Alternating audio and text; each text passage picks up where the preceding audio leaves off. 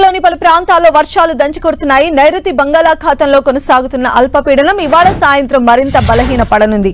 దీంతో 24 గంటల్లో రాష్ట్రంలో అతి భారీ వర్షాలు కురిసే అవకాశం ఉందని వాతావరణ శాఖ తెలిపింది.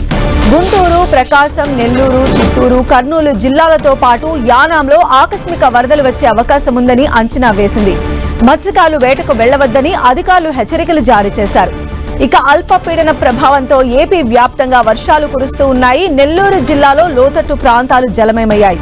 నెల్లూరు జిల్లా వ్యాప్తంగా పునరావాస కేంద్రాలు సిద్ధం చేసినట్లు కలెక్టర్ హిమాంశు శుక్లా తెలిపారు. నెల్లూరు కలెక్టరేట్ ఎస్పీ కార్యాలయంలో కంట్రోల్ రూమ్లు ఏర్పాటు చేశారు. అనంతసాగరం మండలం కమ్మవారిపల్లెలో చప్టా పైన వరద ప్రవహిస్తోంది. ఈ జిల్లా వ్యాప్తంగా రెండో రోజు విద్యాసంస్థలకు సెలవు ప్రకటించారు. కృష్ణపట్నం పోర్టులో 3వ నెంబర్ ప్రమాద హెచ్చరికను జారీ చేశారు.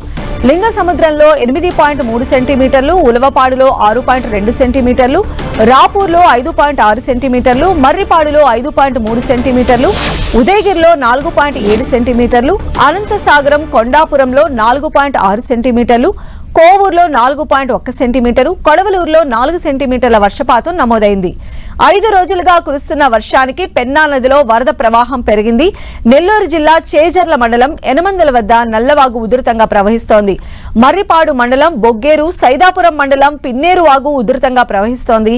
పొదలకూరు మండలంలో నావూరు, పెదవాగు ఉధృతంగా ప్రవహిస్తూ ఉన్నాయి.